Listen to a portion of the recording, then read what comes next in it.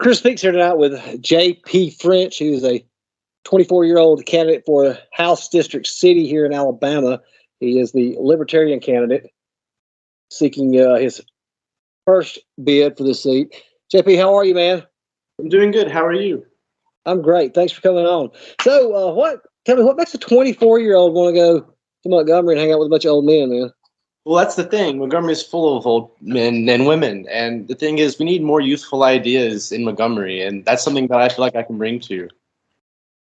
So, tell for people who don't know, in a nutshell, what is a libertarian? What do they represent? What are they going to do that the Democrats and Republicans have not done? So libertarians are about small government, cutting taxes, having personal freedoms, gun rights, personal freedoms, just really getting the government out of your day-to-day life. So how did you, how old was you when you started identifying with the Libertarian Party? I've always really considered myself to be a Republican until I actually got into politics. I was always thinking, oh, the right's the right way. And then I realized that there's more options out there that people don't really know about. People have ideas to fix problems, but they only know to look at the left side or the right side. And you really can't really pitch without people wanting to hear from you. You have to have a platform. And that's the hard part, to get the platform for the minority parties, such as the Libertarian Party. You just have to get the ideas out there. How hard is it to gain ballot access as a Libertarian? It's incredibly difficult. I have notes here that says for the qualifying parties such as the Republicans and the Democrat Party, they have instant ballot access because they've achieved more than 20% votes in a statewide election, where I don't believe the Libertarian parties had that ballot access since, I believe, 2003, when they had a state executive get more than 20% in an election. Oh, really? Yes, you need 58,558 signatures on a petition to have your party have ballot access now, which is the most of any state. Like for anybody to get on it, it has to have that many signatures, or just for a statewide office? Well, for a minority party such as the Libertarian Party, for the party, it'd have to be 58,000 signatures. But if you ran as an independent, you would just be 3% of your last district election. Okay, so you're the Libertarian Party nominee. So you're the party got. Okay, I see what you're saying. Yes, sir. So how big is your party? I mean, y'all have meetings you go to, and yes, we're definitely growing in size, and we're constantly going to different local outreach events. I know they just had one in Huntsville that Madison County have been building up on, but we've been getting more out there in the community. We had a convention in, I think, January that had a good number of people there. So obviously you got a lot of time between here and November. Are you already going out and meeting people and campaigning, or are you just waiting till the fall? I'm getting into campaigning now, starting off with meeting with different hosts, having interviews with people such as yourself. We're just really gaining my platform when I start the campaign. I want to have my name out there before everything happens. How are you going to overcome candidates with money, candidates with name recognition, and really candidates who are on the major party? How are you going to convince them to vote for a Libertarian? When you have people that have such high corporate interests, it's hard for them to relate to the common people. They might connect with the people at the top of the company with the money, but they're not going towards the workers. And I'm here to represent the workers of my district, the people that don't come from the executive level, that they want a candidate that can support of their own, not whatever their company preaches to them.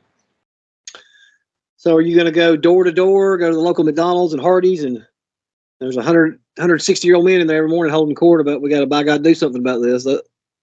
Yeah, definitely public outreach is one of my big ideas. Just being out there, helping the local district out, helping out the local communities.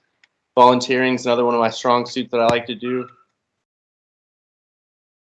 So you get to Montgomery. What's the first bill Representative French is going to introduce? Definitely getting rid of the higher government outreaches that affect our daily life, such as like the ABC board, abolishing the ABC board, ending the gas tax. Obvious is one. With gas so hard today, it's 47 cents per gallon that you pay in tax on a gallon of gas. 47 cents. 47 cents? Per gallon you pay just in tax, not even for the gas, in the state of Alabama. That's the Alabama taxes on it. Yes, that's correct. 47 cents they have it jacked up to. Wow. I did not know that. I mean, I know they passed that, 10 cent one a few years ago. I didn't know it was 47 cents a gallon. All compounds. People don't realize that. That's 40 cents per gallon that you could put back in your local economy at mom and pop stores. What about things like taxes on medicine and food? I don't believe there should be tax on anything. Taxation's a form of extortion. Imagine you have a group come into your town and said, "Hey, you give us 20% of your income, we'll offer you protection." That's a mob in Italy. That's a mafia in New York and Chicago, but that's the government here in America. Excellent point. And there's people just think about the federal income tax or state income tax, and they forget the other taxes that you're paying: Medicare, Social Security, your local taxes, then your property tax, Exactly. the tags you get every year, your driver's license. Those are all forms of taxes that add up, and I bet people are giving up more than half their income when it's all said and done. And I believe we could fix that with having gambling in the lottery in Alabama, which is what I like to call a voluntary tax, where you're not forced to play the lottery. You can use your money however you see fit. If you want to spend it on some lottery tickets, that's good. If you want to donate it to a Samaritan cause, that's also good. I've asked several people about this before. I get all kind of mixed results and answers, and I'm talking about further with all drugs, really. I mean, to me, it's time to revamp the drug laws in our country because they're so draconian. We're sending people to prison for really who they should be going. I mean, I've known people have their lives ruined because they were addicts and using hard drugs, and I think that's really wrong. Exactly. I mean, you have just parents coming out of households getting arrested for a simple possession charge of a plant that grows naturally. I'm a Christian, and Genesis 1:29 is God gave the earth plants, so consume them all from their own nature and nurture. That's not word for word, but that's how I view the scripture. What is a libertarian take on something in the news right now that seems to be dominating everything? The transgender community. They seem to be moving their way into every aspect of people's lives. I believe the government should just stay out of the issue entirely. It's up to the store. It's up to whoever that wants to enforce whatever policies they should. It shouldn't be coming from Washington to tell us what to do. What about as far as like the school systems? Should it be up to the local districts, or should there be something from the state, or what's the take on that? We should get rid of the Board of Education, because when you get rid of the Board of Education, all they do is just copy each other. And you have a Board of Education that copies what Washington puts out, and they're pocketing $17 million in salaries and bonuses for just preaching what Washington says. If we have school choice, you can teach what you want to your children. I don't support the issues personally, but I believe the government should stay out of it. It's definitely something that's taken. It seems like everybody has an opinion on it now, and it's taken over a lot of a lot of day-to-day stuff right now. Nationally, I know there's probably you're running for the state house, but what are we doing with as far as our? Did you see what our budget and deficit was last year? We spent out $6 trillion. While only taking in $3 trillion in revenue, and $3 trillion of that, and we spent every bit of that back in entitlement programs. Exactly. America is a welfare state. When it could be private issues, you're donating your money through taxation to interests that don't even suit you, when you could be donating that to your local Salvation Army. You have I think it was $16 million went over to the effects on quells on cocaine that we spent our money on that we could have spent for our homeless people. Yeah, I would like to actually get in there one day and see what is in one of these budgets, because I think it would just make everybody go mad when you see that the money we're spending. I think in the first stimulus check that the Trump administration, or then the Trump administration went out, we gave more money to Germany and England than we gave to our citizens here. Exactly. I believe Rand Paul writes a book every budget that just shows the waste of it. Rand does? Yes. I would love to see, you're probably, well, I know you're too young, but if you ever get a chance, go probably find them on YouTube. I guess what they call infomercials or something like that, that Ross Perot ran in 1992 against Clinton and Bush, and he had it broke down to the penny where we're spending our money and where it was being wasted at. And I was like, man, that guy should have been elected president. Yeah, we spent so much money on developing a zero gravity pen for outer space when the Russians just said, hey, we'll use a pencil. That's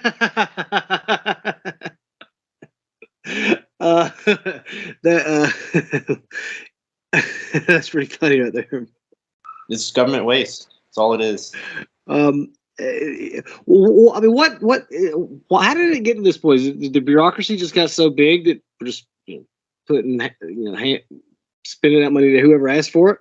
Well, everybody has friends, and everybody has friends with their hands out, say, hey, when you get this job, I'll take this office. You'll kick me back 10%, and we can have the administration on striped snakes in Zimbabwe. Why is the American government spending money on that? But we have. What is that a thing? I hope not. It better not be. I mean, I was fixing because I would believe you if you told me that.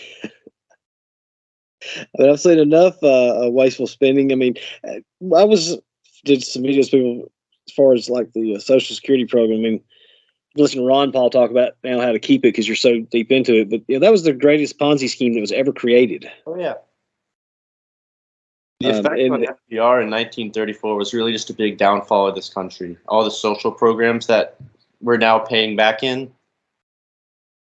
Yeah, and I was showing these people the graphs, the charts on it, and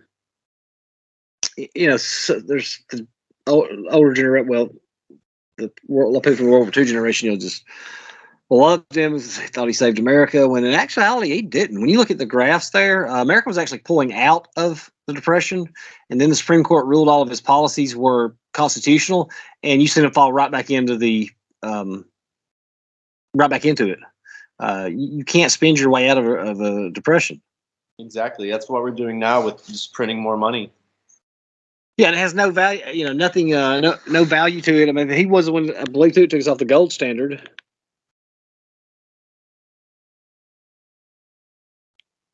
So we have nothing backing it now, and it just it led to a giant government bureaucracy. When you think about how many people are employed up under that. I mean, you got to think every government employee has about 15 assistants who have 15 assistants. I've seen so many videos of White House interns that just shouldn't be there. That all they are is just people to waste money on. And really, that doesn't surprise me. I thought, and we hear it every cycle too, that they're going to go in there and do this, do that, and it never ceases to end. I mean, and we keep putting the same people back in there. Exactly. We've had people in office for 70 years who haven't seen an issue in 70 years. I mean, that's people talk about experience. Yeah, if that's the kind of experience they're offering, I don't want that. Exactly. I mean, their policies don't work. I mean, we never really had a libertarian state legislator. We haven't had our ideas put forward. People always, I said that earlier, people want to go to the left or the right for their problems, but you have to just figure out what the problem is and how to fix it. The problem with the Republicans is they've lost their way. If you go back and look at the Republican Party, how much it's changed. The neocons have hijacked the party. When there were people like Pat Buchanan, who had a lot of libertarian ideas. Those people are gone now. Ever since Ron Paul said his farewell speech, it's really just been not good after that. Yeah, I voted for Dr. Paul twice. He's one of the most intelligent men I've ever heard speak. I mean, his answers were the best I've ever heard on any subject he had an answer for. Yeah, I don't know where he developed that at, but that man was brilliant. I was watching one of the debates from 2008, and it said, well, you flipped on this issue a lot. You flipped on this issue a lot. Then they had Dr. Paul, and they said, well, you've just changed parties. You haven't changed many of your issues. Yeah, and I can't for the life of me figure out how he didn't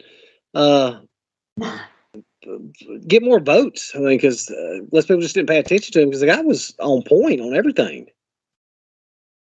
It's the same way with ballot access for state or statewide candidates. It's hard to get votes whenever people can't vote for you. And even in 2012, I thought he led a lot of the night. They ended up finishing third in the Iowa caucus. But he had one of the best ads then. He did YouTube at Chinese troops in Texas, and it was basically back. It was about the U.S. troops. About them being in Iraq. He probably you remember this too, but in 2003, there was build up for war. He actually submitted a bill to declare war on Iraq because he said it's unconstitutional just to give the president military powers to go start a war. Yeah, we haven't declared war since 1953. Did we declared war in 1953? 1953 against Japan, I believe. No, you mean 41? Yes, sir. Yeah, because 53 was getting out of. We were starting to get out of Korea. Yeah, we have not declared war, and it may have been actually. I think that may have been actually Germany because I think we declared war on Japan and Germany declared war on us, and then we turned around and declared war on them because Germany we were the only country that Germany declared war on. If you can believe that. Let's see here. How many candidates does the Libertarian Party have in Alabama this year? We have about 15 going strong. For the House and Senate, or just for the House? House, Senate, and the different statewide offices. Which statewide offices? I'll have to check real quick, but okay. I'll pull it up here. Oh, I just exited out of the tab. Oh, that's okay. So you said you was House District 60? Yes. Where exactly is that at? All areas? It is around Fultondale, Alabama, all the way up to Adamsville, and then all the way to Inslee. And then part downtown. Part downtown Birmingham? Yes, sir. Like over where, I'm guessing the north part where the Civic Center stuff's at? Yes, sir. Yeah. Yeah, I know exactly where that area is. Is there an incumbent right now, or is it an open seat? There is an incumbent for the Democrat Party, not one for the GOP. And I'm guessing is there going to be a Republican candidate? There is not. There's not. There's not a Republican candidate in this. So it's just you and the Democrat? Yes, there's two people in a primary right now. Mm-hmm. And then me is the other candidate. Oh, very interesting. What's the name of the incumbent? It is. Let me pull it up. It is Wandalyn Given. Wandalyn Given. Okay, I don't believe him. How long has she been in office? Believe since I'm pulling it up right now. 2010. 2010.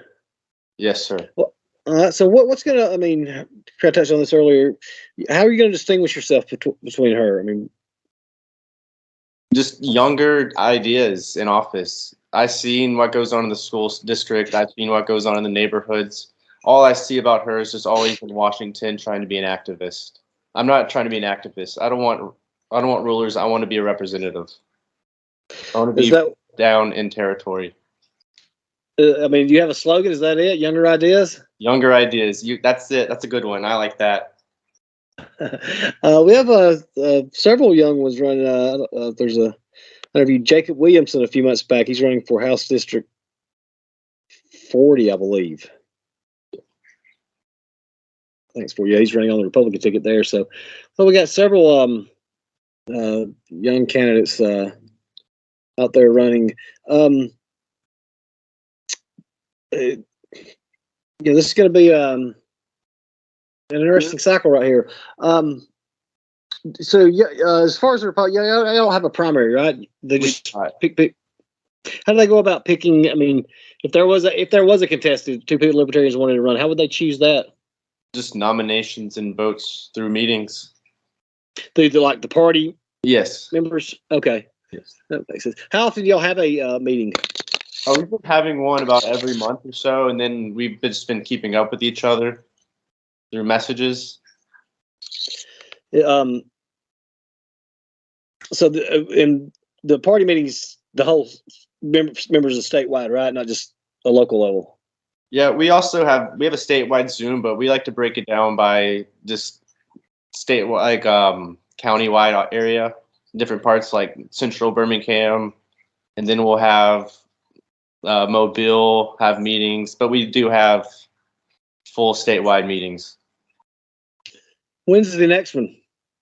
I'll have to check in on that. I'm not quite sure. I have it on my calendar. I just haven't looked at it in a while. Let's see here. What questions did I have about the Libertarians? I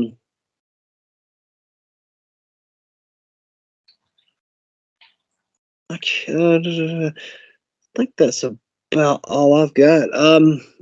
JP, what else would you like to add here as far as what you want the voters to know? You can follow me on social media at JP for Alabama. It'll have more of my platforms on there. It'll help me out real good. And have the impressions up, spread the message, spread the word, sign petitions. You said that you said JP for Alabama. That's on what now? Twitter, Instagram, Twitter, Facebook, all of the above. Okay, so all of them. So your handle is the same thing for all of them, then? Yes, sir. Instagram, Twitter, Facebook. Okay, so we'll make sure that when I put this in the YouTube thing, that I have a link there for it. Okay, my man. That's all I've got for you. Good luck. I'm glad to hear you running. Thank you, sir. It's been great talking to you.